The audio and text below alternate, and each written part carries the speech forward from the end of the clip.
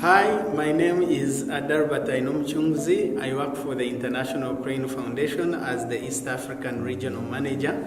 In East Africa, we work in 3 countries, Kenya, Uganda, and Rwanda.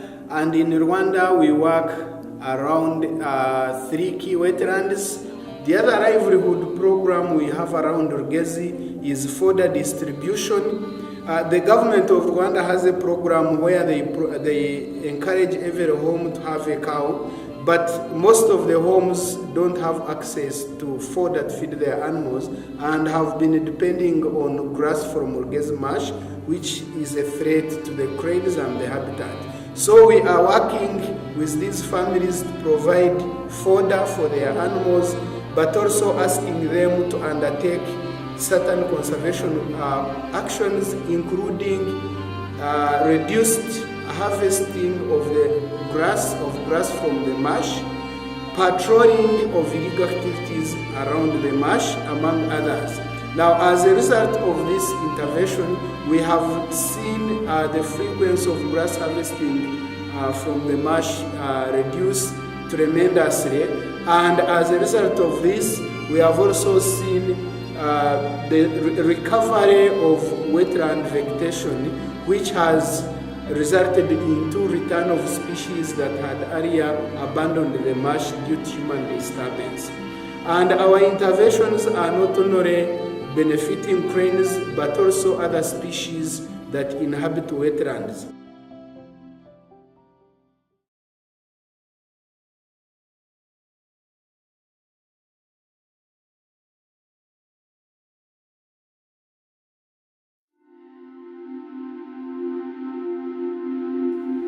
South Africa has a rich diversity of wildlife. It is home to some of the last strongholds for arguably one of the planet's most threatened groups of animals, Africa's birds of prey. From its soaring peaks to wide open savannas and grasslands to its pristine meandering river systems, South Africa includes some of the true remaining safe spaces for threatened birds of prey, and it is these we need to protect.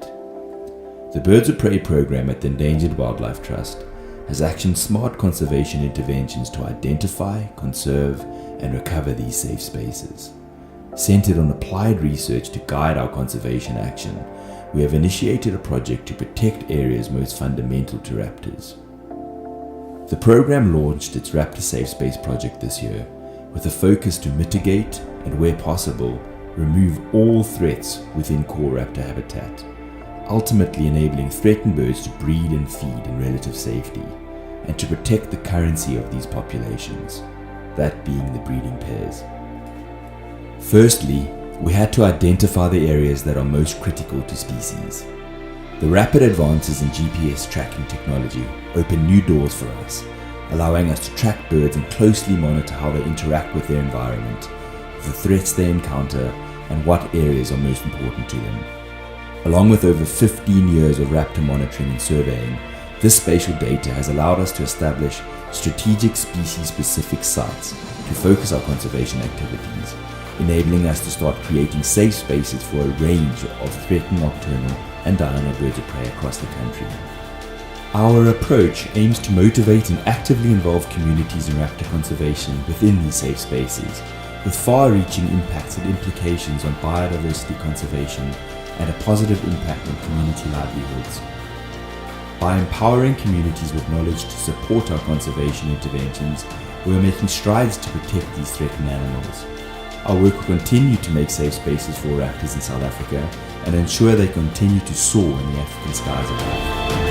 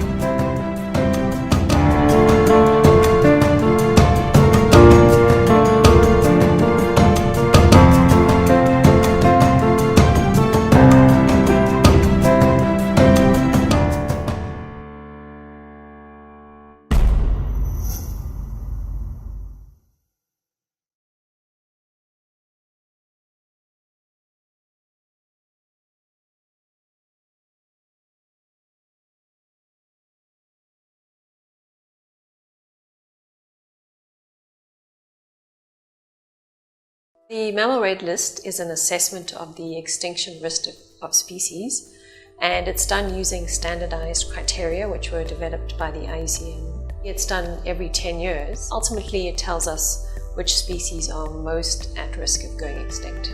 So when you do a red list revision, you look at what's happened over the last 10 years and you compare that what happened within the previous 10-year assessment period. So you can see changes in the trend of species population. So for example, if species populations are growing, or if they're declining, or if they're stable. So if a species is declining and we haven't noticed it, they might become extinct before we've actually taken action. So that's why it's really important to reassess the status of a species and then be able to act on any changes in a species status. The idea of assessing the red list status of species is that we know where to focus our conservation efforts. And the red list is a standardized way to assess species, and it's something that is globally recognized.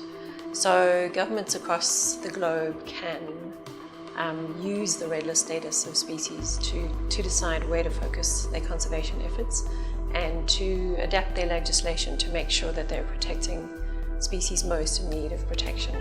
So the EWT, in collaboration with various partners, such as SANBI, which is the South African National Biodiversity Institute, conducted the revision of the latest mammal red list. And this involved contacting partners, organizing contributors to the red list, compiling data, developing maps, and actually conducting the assessments of all of South Africa's species. This was the largest, the most comprehensive and most in-depth red list that has ever been produced for South African mammals, and it was based on the contribution of 377 experts, and we compiled over 500,000 mammal distribution records. And there are a few success stories, for example, Bontebok, Cape Mountain zebra, lions, cheetahs and honey badgers have all seen an increase in their populations over the last 10 years. And these are all due to concerted conservation actions targeting these species.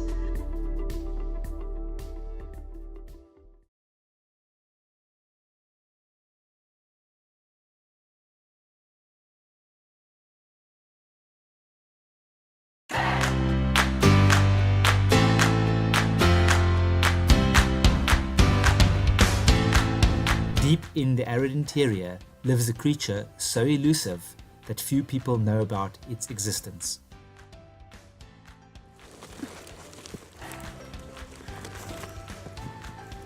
In DCP, we go the extra mile to find our bunnies.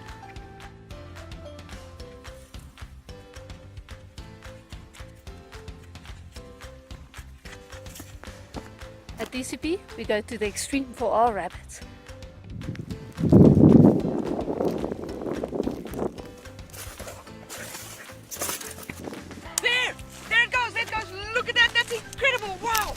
Yes, great, we've got a sighting. We can see the brown tail from behind with very large ears. What a fabulous sighting. Right, so one of the biggest obstacles facing riverine rabbit conservation is simply finding rabbits. It's virtually impossible to find them out in this habitat, and we literally walked in this area for a year and never saw a rabbit. However, in 2012 we started using technology such as camera traps to detect rabbits, and it works extremely well. The only problem is the area you can cover and the number of cameras you need within this vast landscape encompassing the entire Karoo is a problem. We need methods where we can go into an area and we can rapidly detect rabbits, record presence and move to the next area. And that's why we've started looking at new technologies such as thermal imagery, using drones, using scent detection dogs, and pretty much anything else we can think of in order to find rabbits so that we can look at where they are and then we can come back with cameras, for instance, to determine density. But the first challenge is actually finding the bunny. With the new technology we're looking at, the sky is the limit.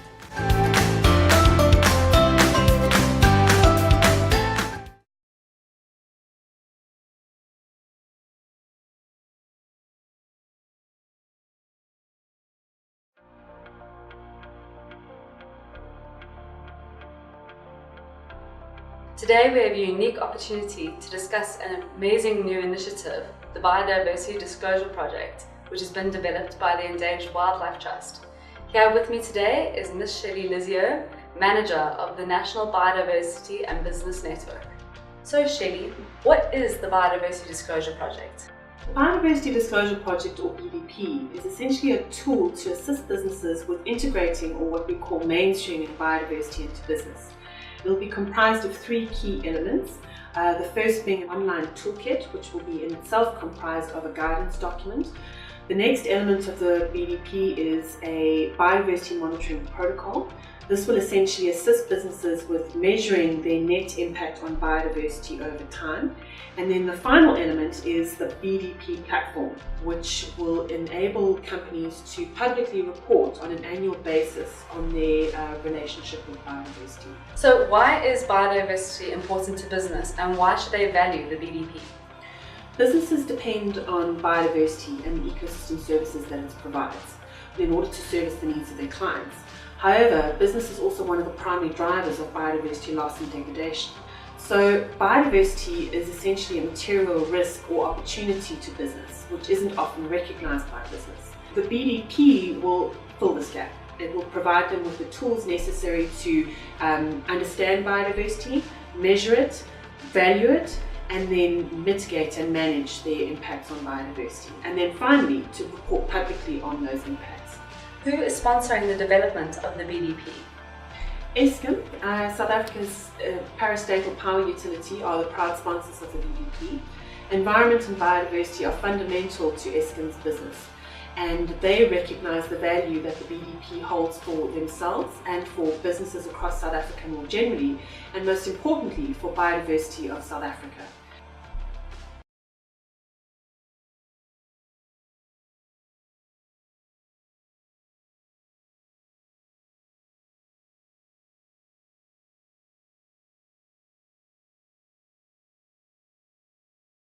Hi, I'm Kath Weiss. This is the Soutpansberg Protected Area Water Conservation Project.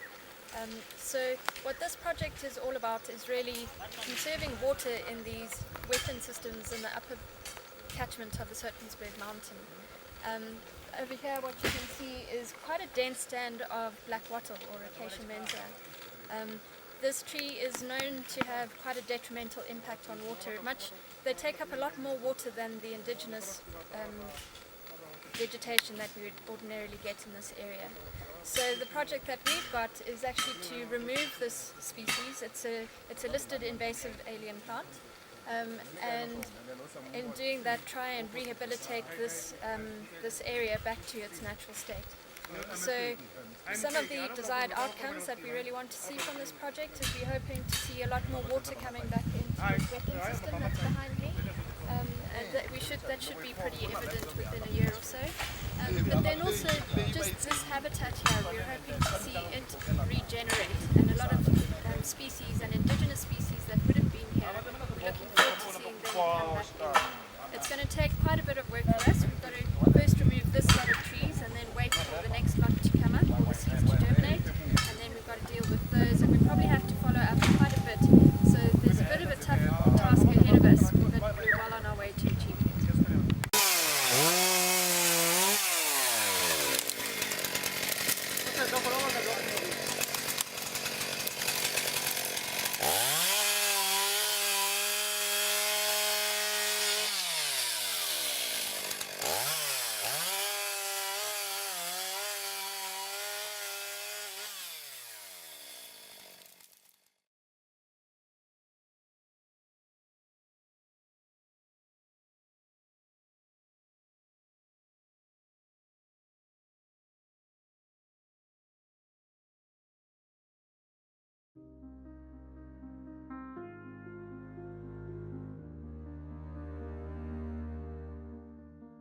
South Africa, a country that has been blessed with majestic beauty and a vast array of natural resources.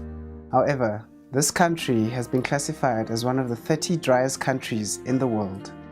It is therefore important that the country protects and maintains its key water source areas for the sake of water security and ecological functioning.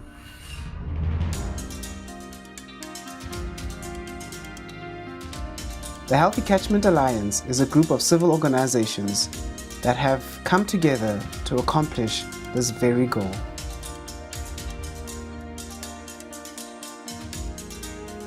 The Healthy Catchment Alliance has implemented an invasive plant clearing project along the riparian areas of the Chume River in collaboration with the Department of Environmental Affairs Working for Water program. Management of rangelands plays a critical role in maintaining the health of the catchment. Conservation South Africa has negotiated conservation agreements with local livestock owners to participate in rotational grazing practices. The Biodiversity Stewardship Program is an integrated program that aims to consolidate biodiversity priorities throughout the region. Here, landowners that participate in the program are provided with land management support and guidance.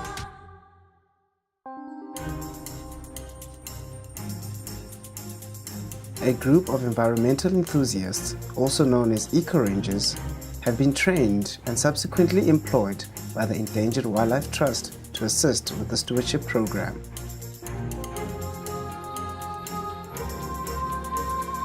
"30 beekeepers have been trained and provided with the necessary startup equipment as an incentive to promote good environmental management practices in their areas. The Healthy Catchment Alliance is committed to supporting these emerging bee farmers to promote healthy ecosystems and catalyze green economies in the rural Eastern Cape. Schools have adopted nearby rivers and streams in the Umzimvubu and Namatolo catchments to test the health of these rivers by using freshwater monitoring tools such as MiniSAS. The Healthy Catchment Alliance in these 3 key water source areas has been a success. However, there are still plenty of lessons to be learned. The protection of critical ecosystems is an ongoing endeavor that requires civil organizations, government, and society to each play a role in the protection of key areas for the benefit of all.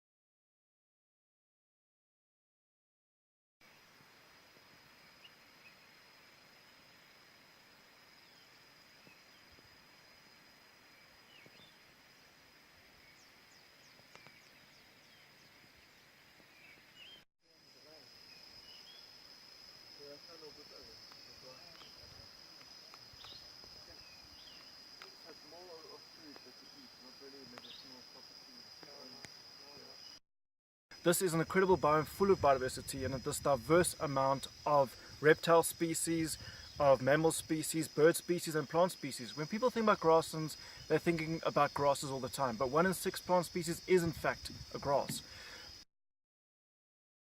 We as Endangered Wildlife Trust are making a difference to conserve this habitat in the grassland biome for the future survival of biodiversity.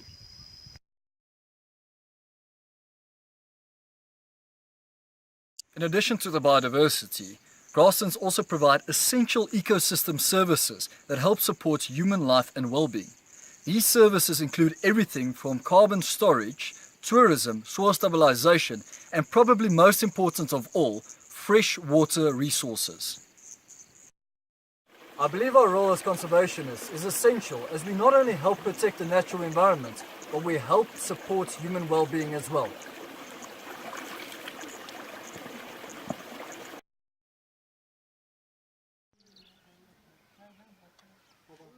The Endangered Wildlife Trust, with its progressive strategic imperatives, firmly believes in a need to engage communities on sustainable utilization of natural resources, which can be derived from ecosystems like grasslands.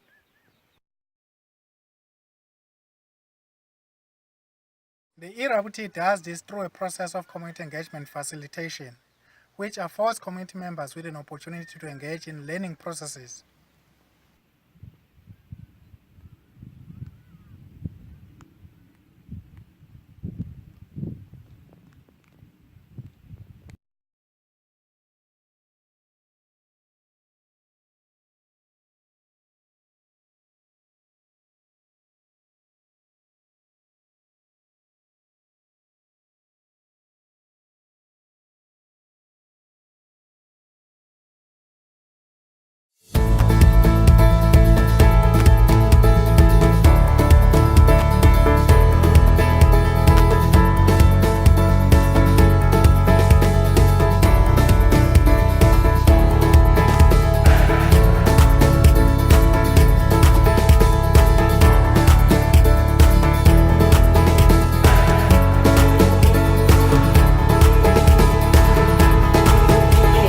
Lady Shabalala from Pelang Alson School. I'm a teacher. At my school we have a few projects that we have done with the eco school people. We have gardening, we are doing recycling, and then we helping to nurture the oil project.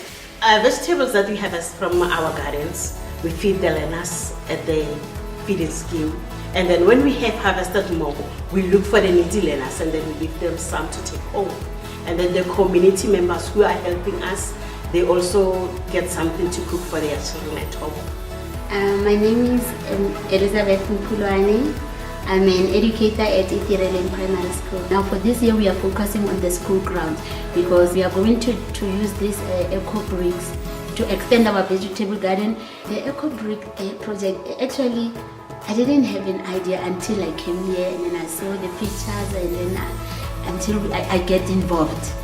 I think now it is for us to go and implement with the learners.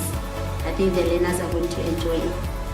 I'm Joey Motwa. I'm a Peer 1 educator. I teach grade 3 mathematics and English. So our current theme for this year is energy. Recycling helps with cleaning our environment, and when we educate them, they take the message home. So instead of just throwing paper or mixing rubbish together at home, they can practice what they do here. Some of them have brothers and sisters at other schools. They tell them what we do here, there, and then there they teach their schools what they do here. So it's like spreading the message across.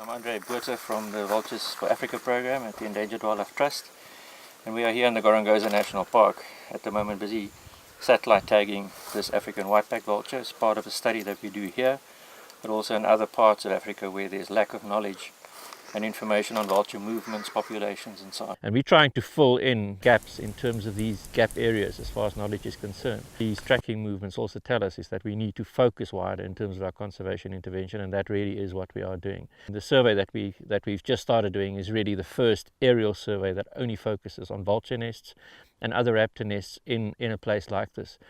What we are doing here now is work in partnership with a number of other organizations. I represent a partnership with the Hawke Conservancy Trust, Reading University, and then we are obviously strong partners with Boise State University. We really are very fortunate that the battaliers have come and supported us, and the support that they provide us, not just the battaliers, it's Flying for Freedom South Africa, and of course the donors that have provided the funding that has made this survey possible. It is a very expensive undertaking. It requires a lot of dedication, a lot of hours of flying in the air. The survey that we've done here is the first of a far more comprehensive survey that we hope to conduct in the next few years. The highlight was of the work that we've been doing in the last year, and I think without doubt it's the signing and the adoption of the Multi-Species Action Plan for Africa-Eurasian vultures, which was adopted in October 2017 in Manila in the Philippines, after about a 14-month period of drafting it, and I was fortunate enough to actually be the program coordinator and leader for that initiative. That plan has now been adopted, and the work that we are doing amongst others here in Gorongosa, counting vulture nests, and then working with Boise State University to track and trap vultures, learn about their movements, dispersal, etc. All of that contributes to improving our knowledge base of vultures in the rest of Africa so that we can make better decisions on the conservation of these birds.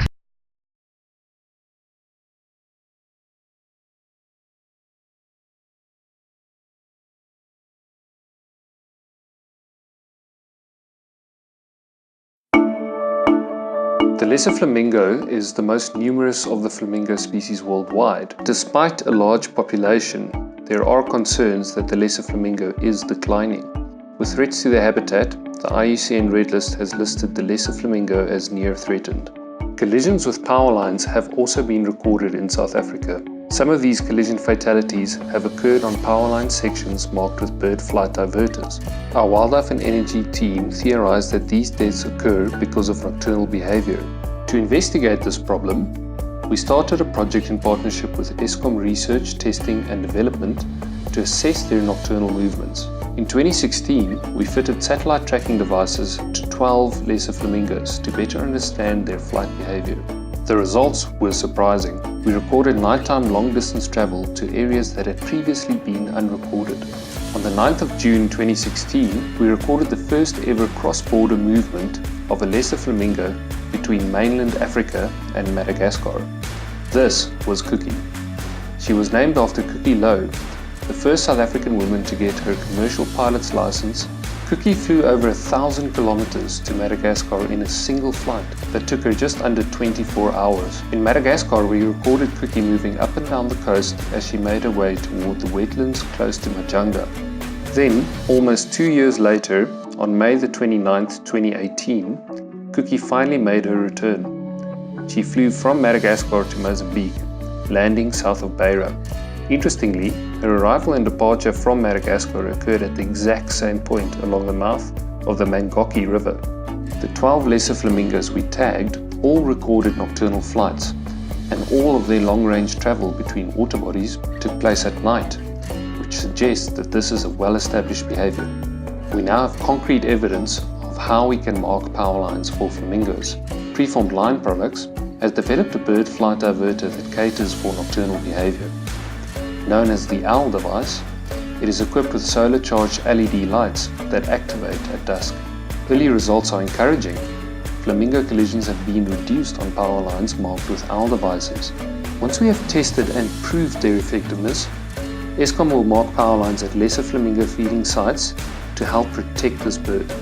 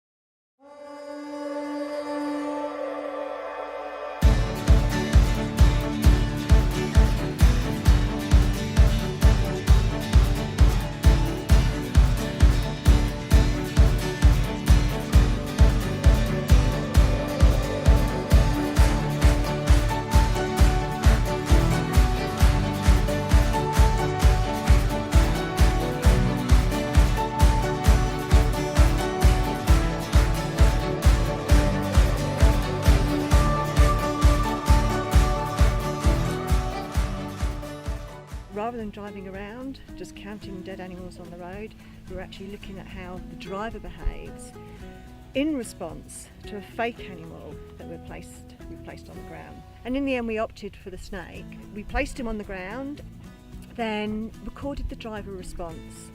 So what did the driver do? Did he see the snake? And if he saw it, how did he then react? Did he swerve? Did he stop? Did he slow down? So one of the most simple and cost-effective is using signage. It's for our signboards. So we had some signboards created in the traditional format, so using the red triangle, which shows a silhouette of a cheetah and a silhouette of a snake. And then we went for a photographic image of a cheetah and a snake, which is much more powerful, much more visual, and underneath wording to let the drivers know that they were entering a hotspot area and therefore be cautious and look at the road. So what we're currently busy with is testing the effectiveness of these signs